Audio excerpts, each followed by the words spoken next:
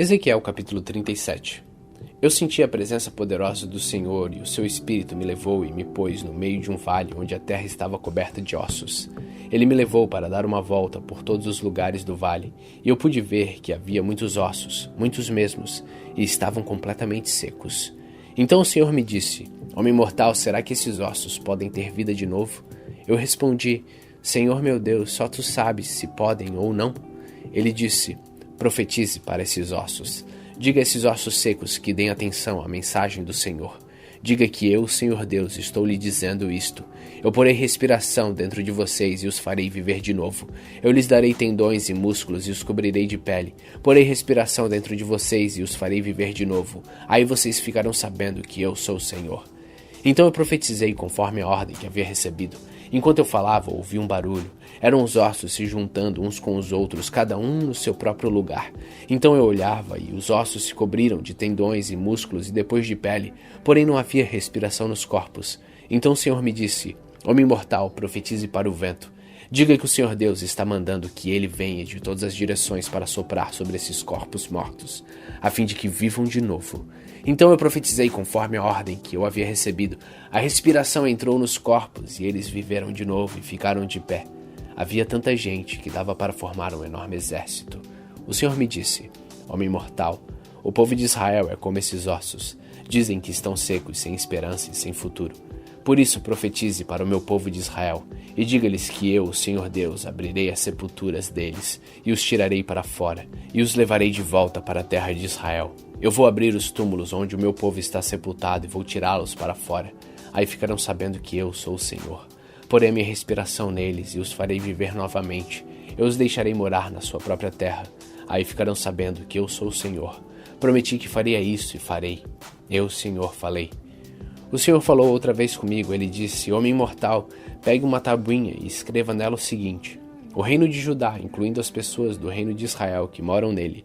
Depois, pegue outra tabuinha e escreva: O reino de Israel, representado pela tribo de Efraim, incluindo todos os outros israelitas que moram nele. Então segure as duas tabuinhas, juntas na sua mão, de modo que pareçam uma só. Quando o seu povo perguntar o que isso quer dizer, diga que eu, o Senhor Deus, pegarei a tabuinha que representa Israel e a colocarei junto da que a representa Judá. Das duas tabuinhas farei uma só e as segurarei na minha mão. Segure na mão as tabuinhas em que você escreveu e deixe que o povo as veja. Então diga-lhes que eu, Senhor Deus, tirarei os israelitas no meio das nações para onde foram. Eu os juntarei e os levarei de volta para sua própria terra. Farei deles uma só nação na sua terra, nas montanhas de Israel. Eles terão um só rei para governá-los, e não serão mais divididos em duas nações, nem separados em dois reinos. Não se mancharão mais com ídolos, nem com nações nojentas, nem com pecados de desobediência. Eu os livrarei de todas as suas maneiras de pecar e de me trair. Eu os purificarei e eles serão meu povo, e eu serei o seu Deus. Um rei igual ao meu servo Davi os governará. Todos terão um só governador e obedecerão fielmente às minhas leis. Viverão na terra que eu dei ao meu servo Jacó, a terra em que os antepassados deles viveram. Viverão ali para sempre, eles e os seus filhos e todos seus descendentes. Um rei igual ao meu servo Davi os governará para sempre. Farei com eles uma aliança que garantirá que viverão para sempre em segurança. Aumentarei a população e porei o meu templo na terra deles, e ali ficarão para sempre. Viverei ali com eles e serei o Deus deles, e eles serão meu povo. Quando eu puser o meu templo ali para eu ficar no meio deles, as nações ficarão sabendo que eu, Senhor, separei o povo de Israel para ser meu.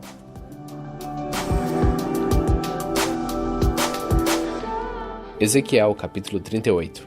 O Senhor me disse o seguinte: Homem mortal, agora fale contra Gog, o principal governador das nações de Meseque e Tubal, na terra de Magog. Profetize contra ele e diga que eu, Senhor Deus, estou contra ele. Eu o farei dar meia volta, porei uma argola no seu nariz e o arrastarei junto com as suas tropas para longe. Com os seus cavalos e os seus cavaleiros fardados, o seu exército é enorme. E cada soldado carrega um escudo e está armado com espada. Soldados da Pérsia, Etiópia e Líbia estão com eles, e todos têm escudos e capacetes. Todas as tropas das terras de Gomer e de Bet-Togarma, que ficam no norte, estão com ele, e também os soldados de muitas outras nações. Diga que se prepare e que se apronte todas as tropas que ele comanda. Depois de muitos anos, eu mandarei invadir um país onde o povo tem vivido sem medo de guerra, desde quando foram trazidos de volta de muitas nações. Ele invadirá as montanhas de Israel que tinham estado arrasadas e desertas por tanto tempo, mas onde agora todo o povo vive em segurança. Ele, o seu exército e muitas nações que estão com ele atacarão como uma tempestade e cobrirão a terra como uma nuvem. O que o Senhor Deus diz a Gog é isto: quando chegar aquela hora, você começará a fazer um plano perverso. Você resolverá invadir um país desarmado, onde o povo vive calmo e seguro, em cidades sem muralhas e sem defesa. Você assaltará o povo que vive em cidades arrasadas e roubará o que há nelas.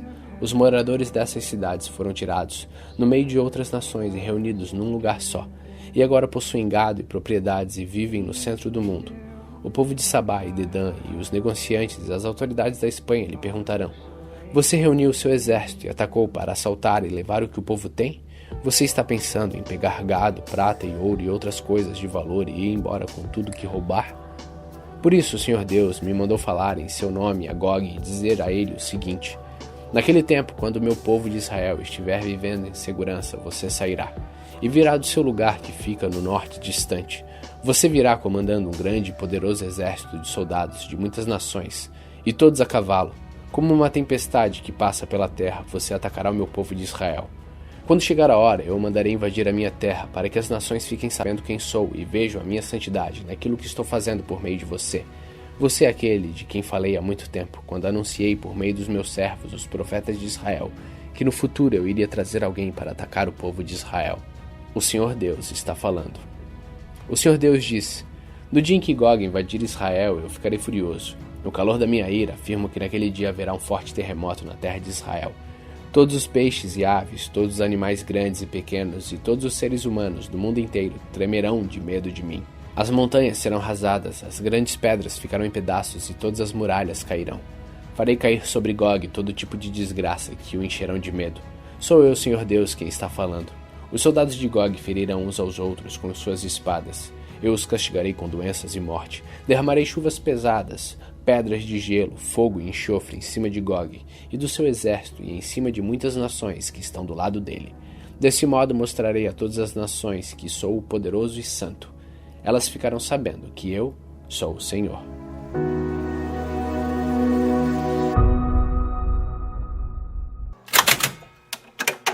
Salmo 149. Aleluia! Cante a Deus, o Senhor, uma nova canção. Louvem a Deus na reunião dos seus servos fiéis. Alegre-se, ó povo de Israel, por causa do seu Criador. Fique contente, ó povo de Jerusalém, por causa do seu Rei. Louvem a Deus, o Senhor, com danças, e com seu louvor toquem pandeiros e liras, pois o Senhor está contente com o seu povo. Ele dá aos humildes a honra da vitória. Que os seus servos fiéis se alegrem com a vitória e cante alegremente nas suas festas. Que eles louvem a Deus, gritando bem alto, com espadas afiadas nas mãos, para derrotar as nações e castigar os povos, para prender os seus reis e as suas autoridades, com pesadas correntes de ferro, para castigar as nações como Deus mandou. Essa é a vitória dos seus servos fiéis. Aleluia.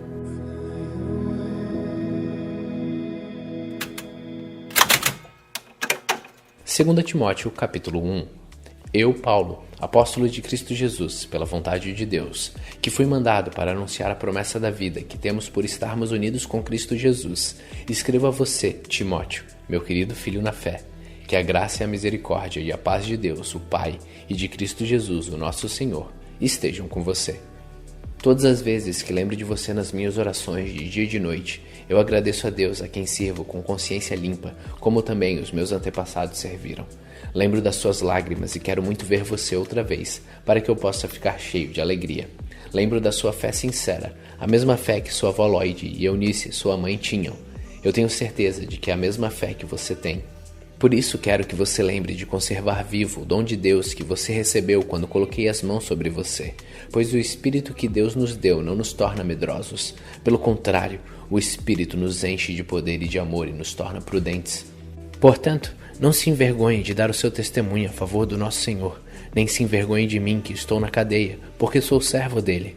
Pelo contrário, com a força que vem de Deus, esteja pronto para sofrer comigo por amor ao Evangelho. Deus nos salvou e nos chamou para sermos seu povo. Não foi por causa do que temos feito, mas porque este era o seu plano e por causa da sua graça. Ele nos deu essa graça por meio de Cristo Jesus antes da criação do mundo. Mas agora ela foi revelada a nós por meio do glorioso aparecimento de Cristo Jesus, o nosso Salvador. Ele acabou com o poder da morte por meio do Evangelho, revelou a vida que dura para sempre. Deus me escolheu como apóstolo e mestre para anunciar o Evangelho. É por isso que sofro essas coisas, mas eu ainda tenho muita confiança, pois sei em quem eu tenho crido e estou certo de que Ele é poderoso para guardar até naquele dia aquilo que Ele me confiou.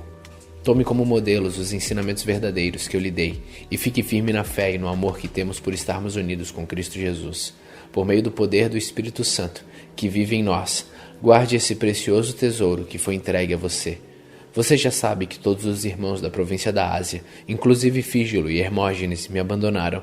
Que o Senhor seja bondoso com a família de Onesíforo. Por muitas vezes ele me animou e não teve vergonha de mim por eu estar na cadeia. Pelo contrário, logo que chegou a Roma, ele me procurou até me encontrar.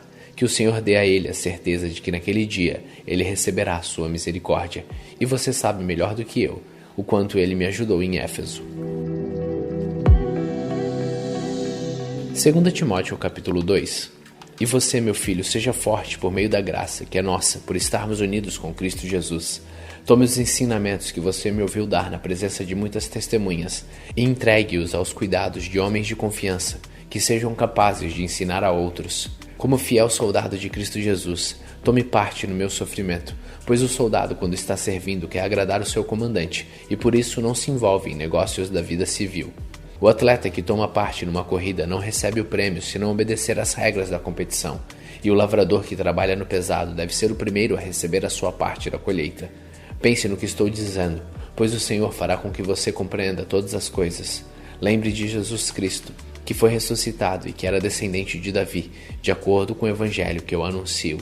E é por causa disso que eu sofro, e até estou acorrentado como se fosse um criminoso. Mas a mensagem de Deus não está presa, e por isso eu suporto tudo com paciência por amor ao povo escolhido de Deus.